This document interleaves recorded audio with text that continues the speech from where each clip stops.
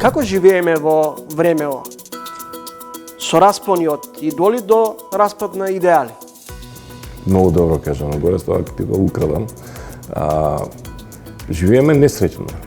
И ова е пандемија на селјачизам. Имало средба за амнестирање на Никола Груевски? Не, средби помеѓу овие актери секако дека имало. Дали всушност постои опасност од прекројување на границите? Не постои таква опасност и имаше предлог и од страна на тогашниот премиер Георгиевски и од МАНУ, официјален предлог, за да се подели Македонија. Целиот кредит е земен за потреби на владата за локалните избори до година. На партиите на власт за локалните избори до година.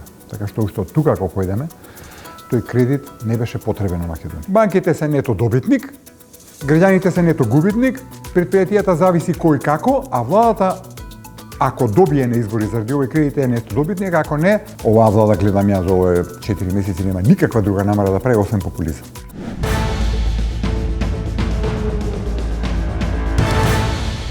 Добро вечер, гледате ново издание на ТВ магазинот Тренинг. Деновиот топ тема се развија околу тоа дали лидерот на ДУИ Али Ахмети инициирал и била одржана средба во Вила Водно за враќање на поранешниот премиер и негово амнестирање Никола Груевски. Нова тема токму пред година и неколку месеци, поточно во септември 2023 година. Во интервју за емисијата Трилинг, председателот Пендаровски потврди дека таква средба имало. Пред да го најавам вечерашниот соговорник, еве дел од тоа интервју со тогашниот председател Стело Пендаровски, на која било инициирана идејата за амнестирање и враќање на Никола Груевски.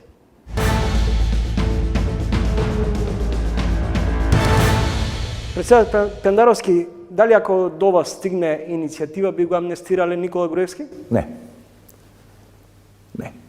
Кога ги слушам тие шпекулации на нас за 7-8 месеци, шпекулации, од наша политичка чаршија или кујна, да бидам и поексплицитен, значи на едно неформално ниво од пред 7-8 месеци, некои актери од политичката сцена ме консултира околу таа можност, што мислам за таа можност и ме рекол децидно, дека тоа не би го направил никогаш. Бидејќи тоа би било рушење на правната држава. Таков тип на милосрдие стои во Уставот. Меѓутоа, ја не мислам дека сум султан или монарх во оваа држава за такви кривични дејанија самиот да пресудувам и да решавам што е право, што не. Има судски постапки, ни судски постапки, например за Мерцедесот се докажа, мислам дека и за шамарите во центар се докажа пресудите, на што би личило са ја да од оваа позиција тука да кажам, тоа не би го направил за мој најблизок роднина, а не пак за било кој друг политичар. Следете Трилинг, а во емисијата гостин е Арбер Адеми, еден од најблиските соработници на Али Ахмети. Добре дојдовте во емисијата. Господине Адеми, дали бевте информирани за наводно барање за сега на лидерот Ахмети за враќање и амнестирање на екс-премиерот Никола Груевски во Македонија? И кои биле мотивите? Најпрво ви благодарам на поканата и секако директно да одговорам на вашите прашања. Најповикан да одговара на вакви прашања е председателот на државата, односно екс-председателот на државата, бидејќи нели велите дека имало некаква таква средба во Вила Водно. Јас го познавам председателот Ахмети и во Демократската унија за интеграција преовладува став дека владење на право, почитување на законите се основни принципи. Имало средба за амнестирање на Никола Груевски? Јас не сум информиран за тоа. Не сте информирани? Не знам. Новинарот Бранко Геровски, денове неколку колумни пишуваат дека таква средба била одржана во март лани с учество на Ковачевски, Маричич, Ахмети, Бујар Османи, Груби и амбасадорите Агелер и Гир. Се уште не знаете? Не, средби помеѓу овие актери секако дека имало и има, но што било тема на разговор, секако дека не сме информирани. Зошто би било идејата да се иницира враќање на поранешниот премиер? Не, сега за да бидам искрен, не сум информиран дека постоела оваква средба. Сигурно дека сите овие политичари или дипломати се уште нели се во Република Северна Македонија, така што подобро би било да ги прашате директно актерите. Јас знам дека Демократската унија за интеграција секогаш се залагало за владење на право, за почитување на законите и почитување на институциите и обезбедување на европска перспектива за сите граѓани. Дали лидерот на ДУИ пратил емисар во Будимпешта да побара и согласност од Груевски за моделите за враќање дома? Не е вистина. Бидејќи на ова прашање веќе имаме одговорено како политичка партија, така што ги отфрлувам овие гласини. Дали смете дека треба во овој момент да се помилува Никола Груевски, имајќи во предвид дека предходно беа донесени измените на кривичниот законник, со кој делата кои произлегоа од случаите кои ги водеше СЈО застарја, а дел од казните им беа на дел од обвинетите намалени. Во јавноста секакви изјави и ставови сме слушале за кривичниот законник. Јас мислам дека и од разговорите што ги имам со политичари од различни политички партии, тоа го поддржаа, не заради другото, туку заради да се елиминира просторот за злоупотреба од страна на власта и од страна на било кој има влијание, за жал, врз судството, врз обвинителството, за да се направи некоја политичка ајка врз одреден политичар. Така што една од тие одредби, ако се осврнеме на членот 353 став 5, не постои во голем број земји кои се во Европската Унија. Така што не било намерата за да се амнестира господинот Груевски или било кој друг, бидејќи ако гледаме внимателно, можеме да заклучиме дека доста актуелни политичари придобивале од овие измени, бидејќи биле во некоја постапка пред органите, пред судовите. Така што не било намерата да се направи некој фавор за господинот Груевски, туку целта и намерата била за да имаме ефективни норми од кривичниот законник, а не да се остави простор за некаков политички прогон. Деновиве СДСМ обвини дека поразот кој го доживеа на изборите е резултат на сервилниот однос на претходното раководство на партијата кон ДУИ и поради нахалноста на ДУИ за време на практицирањето на власта, со дуизација на институциите. Мислам дека не е точно, бидејќи заедно со Социјалдемократскиот сојуз на Македонија ние сме биле и во 2002 до 2006, но и од 2017 до 2020. И на 2020 СДСМ победи на изборите, а беше во партнерство со Демократската унија за интеграција. Така што СДСМ треба да рефлектира, меа кулпа длабоко треба да надвладе кај СДСМ и причините за поразот да ги барат во собствените редови, а тоа не стои, не е издржано воопшто, бидејќи партнерството се базираше на тој договор постигнат помеѓу председателот Ахмети и тогашниот председател на СДСМ Зоран Заев. Така што Демократската унија за интеграција играше конструктивен и продуктивна улога во владата со СДСМ. Добри работи се направени и во смисла на стратешката определба на државата, но и внатре во земјава добри работи, добри проекти кои се значајни за граѓаните, а поразот, по моје мислење, е врз основа на националистичката политика и риторика, дискурсот кој владееше во јавноста од страна на ВМРО ДПМН. Мислам дека тоа е контрапродуктивно за целото општество, бидејќи Вие велите контрапродуктивно, за меѓутоа општеството. тие доби ВМРО ДПМН ја доби поддршката од граѓаните. Гораст, ако ние би се воделе како Демократска унија за интеграција и господинот Али Ахмети би имале таков пристап и такви политики, таков дискурс пред јавноста, да знаете дека никој не би можел да не победи и воопшто не би имале опонент во албанскиот политички блок. Но што ни носи тоа? Што ни носи? Ништо нема да ни носи. Ние треба да бидеме свесни, не едно да велиме додека сме во опозиција, а друго да велиме додека сме во власт. Сега и за Преспанскиот договор слушнав дека се оценува како големо ремек дело, не знам што, па никогаш Северна, само Македонија, сега Република Северна Македонија се почесто и почесто слушаме. Мислам дека граѓаните не заслужуваат да ги лажеме, да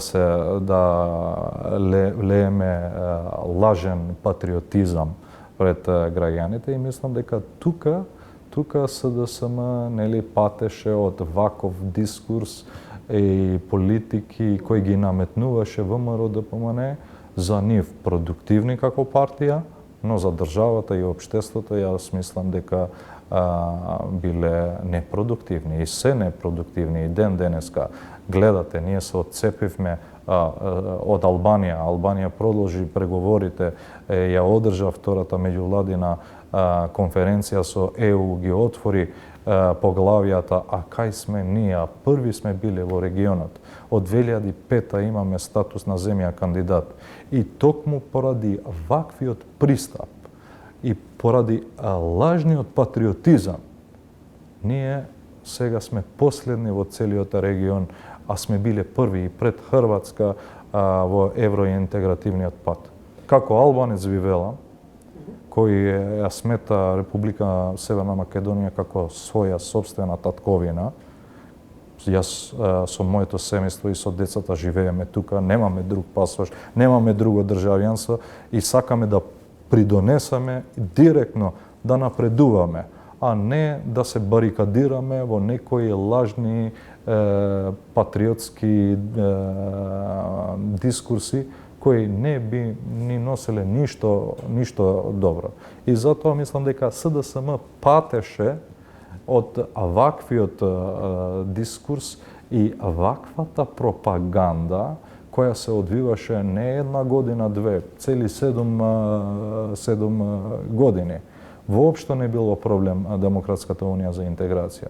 Се сеќавате, ние за уставните измени и од позиција на власт рековме, окей, веднаш ќе дадеме колективни оставки. И дадоа, сите министри, заменици, дадоа сам, бидејќи тоа беше барањето на ВМРО, дека ќе гласат за уставните измени ако Дуи ја нема во владата. Веднаш. Истиот ден, додека траеше пресконференцијата на ВМРО ДПМН, ние рековме дека да, ќе дадеме оставки. И тоа се оствари утре дента. Се депонирани оставките у архива. Знаете зошто? Бидејќи приоритет над приоритетите е европската перспектива на нашата заедничка татковина.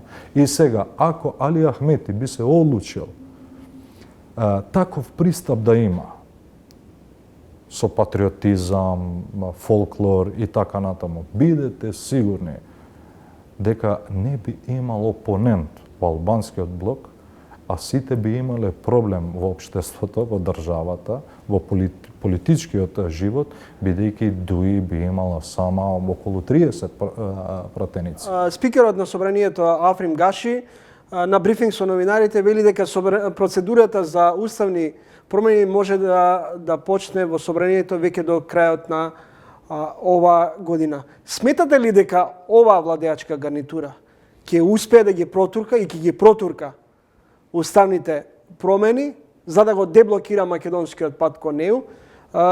Не дела новата еврокомесарка за проширување, порача дека уставни промени да се изгласаат, ништо повеќе, ништо помалку. И македонскиот пат кон ЕУ ќе се отвори. Погора с тоа, ние сме го кажале цело време. Овие години се изгубени години, за жал. И поради што? Поради само борба за власт. А кој пати? Граѓаните патат. Јас, ти и сите други патиме.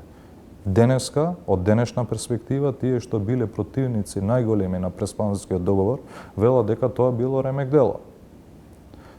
Истите тие луѓе што биле против уставните измени и сега оставање на Република Северна Македонија сама, отфрлена од пакетот заедно со Албанија, истите луѓе сега велат дека и тоа што кажале дека уставните измени не се проблем. Тогаш кога не се проблем, зошто да не се поддржат? И од денешнава перспектива и кога сега меѓуетничките односи за жал не се влошени. Господин Адеми, дали реални се предупредувањата дека во Македонија може да дојде до дестабилизација на државата, апропо коментарите дека Дуи сака да ја дестабилизира земјата? Кој сака да ја дестабилизира државата? Тие што велат дека Македонија треба да се врати кај македонците или тие кои се залагат за задржување на меѓуетничкиот карактер и еднаквоста во државата?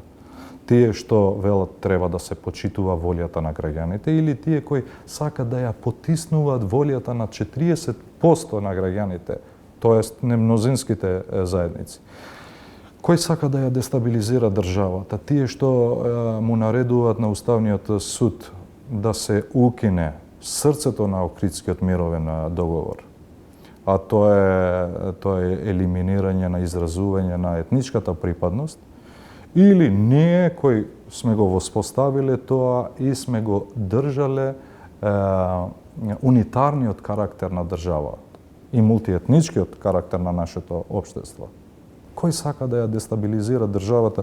Тие кои му наредуваат на Уставниот суд да се поништи албанскиот јазик или ние кои што сме се бореле и сме го оствариле официализирањето на албанскиот јазик внатре во државата и македонскиот јазик во Европската унија. Македонскиот јазик сега е официјален јазик во Европската унија. Кој сака да ја дестабилизира државата?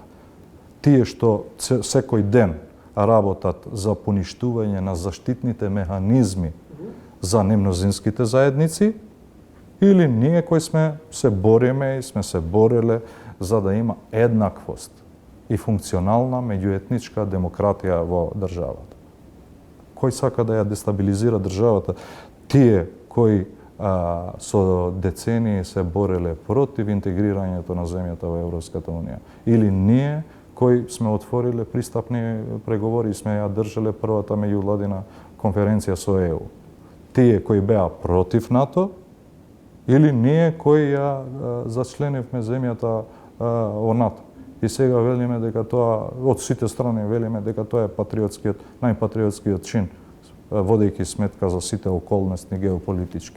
Дали не мислите дека со вашите видувања и атак врз Уставниот суд всушност правите притисок? Не, воопшто не.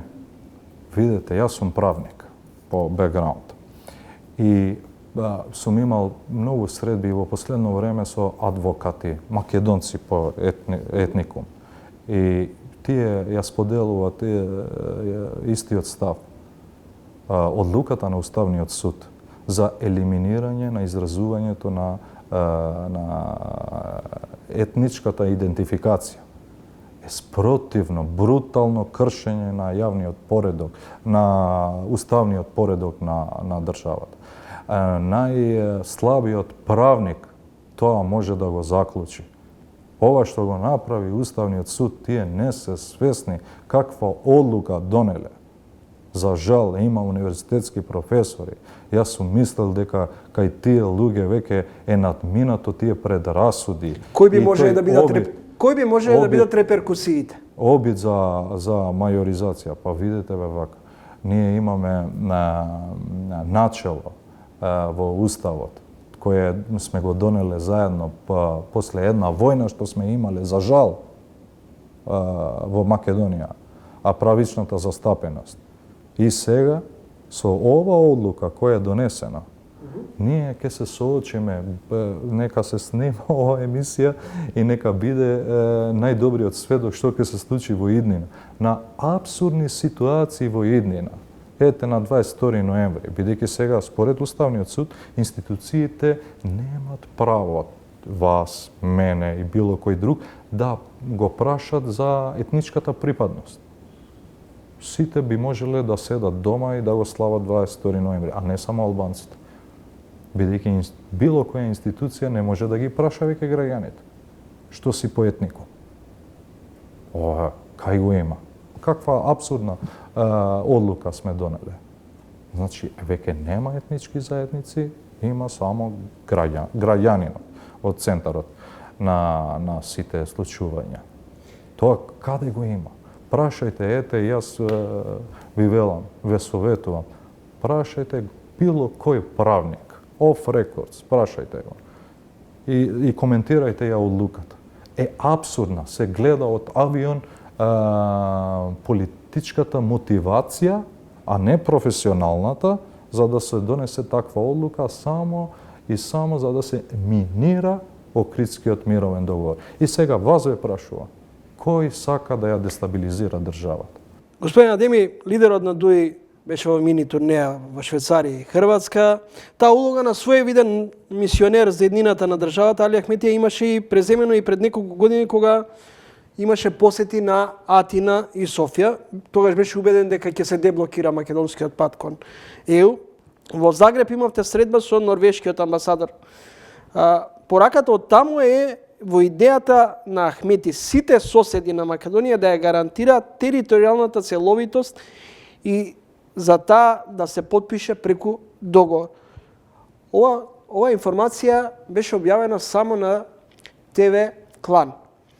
Не знам колку е точна. Ако е точна, што е мотивот за ваква една идеја? Вие се сеќавате уште во 2001 додека траеше војната, господинот Ахмети имаше тогаш како врховен командант на ОНА и имаше предлог и од страна на тогашниот премиер Георгиевски и од МАНУ, официјален предлог, за да се подели Македонија. И господинот Ахмети уште во тоа време тоа го отфрли како предлог. И за 22 години. Ајде, само размислете. Дали ние сите граѓани тука сме претрпеле штета од политиките на господинот Али Ахмети, која вели дека требаше членство во НАТО час поскоро. Дали мислел добро или лошо за нашата заедничка татковина? Кога вели ден денеска дека час поскоро треба да бидеме дел од Европската Унија? Кога кажал и сега дека други држави да нема територијални претензии, да се запази територијалниот суверенитет на Република. Но ова нешто друго иницира како прашање. Дали всушност постои опасност од прекројување на границите? Не постои таква опасност. Бидејќи вие не треба да забораваме. Ние сме дел од НАТО. Сите тие што имале такви сонови кон Република Северна Македонија од моментот кога сме станале полноправна членка на НАТО, тие сонови веќе завршиле. Благодарам за гостувањето и разговорот. Благодарам и на вас. Арбер Адеми, пратеник од ДУИ, кратка пауза за реклами, а потоа следниот соговорник во емисијата ќе биде универзитетскиот професор Ванчо Узунов.